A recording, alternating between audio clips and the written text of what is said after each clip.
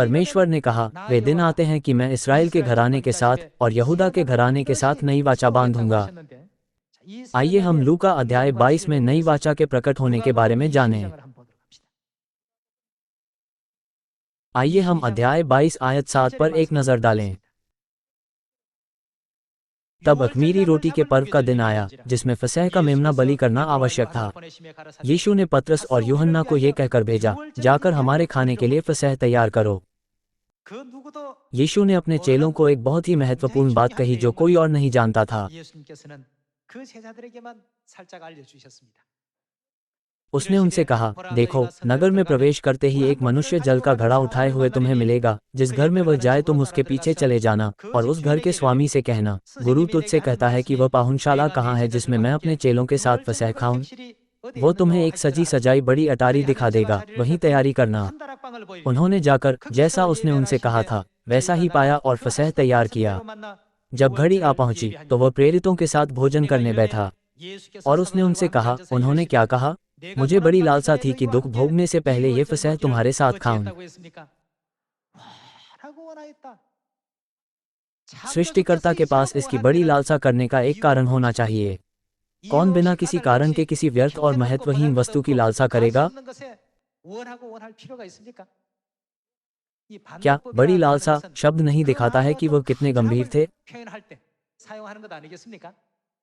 इसलिए लूका अध्याय 22 में यीशु ने कहा, मुझे बड़ी लालसा थी कि यह फसह खाऊं। आइए हम आयत 19 पर जाएं। फिर उसने रोटी ली और धन्यवाद करके तोड़ी और उनको ये कहते हुए दी, यह मेरी देह है जो तुम्हारे लिए दी जाती है, मेरे स्मरण के लिए यही किया करो। इसी रीति से उसने भोजन के बाद कटोरा भी यह कहते हुए दिया, ये कटोरा मेरे उस लहू में जो किससे लिए तुम्हारे लिए बहाया जाता है, क्या है? नई वाचा है।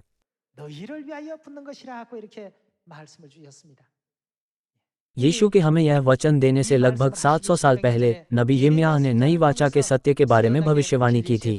परमेश्वर ने भविष्यवाणी की थी कि ऐसी बहुमूल्य वस्तु 700 साल बाद प्रकट होगी, लेकिन चूंकि यह बहुत बहुमूल्य है, इसलिए शैतान ने क्या किया? उसने इसे ले लिया।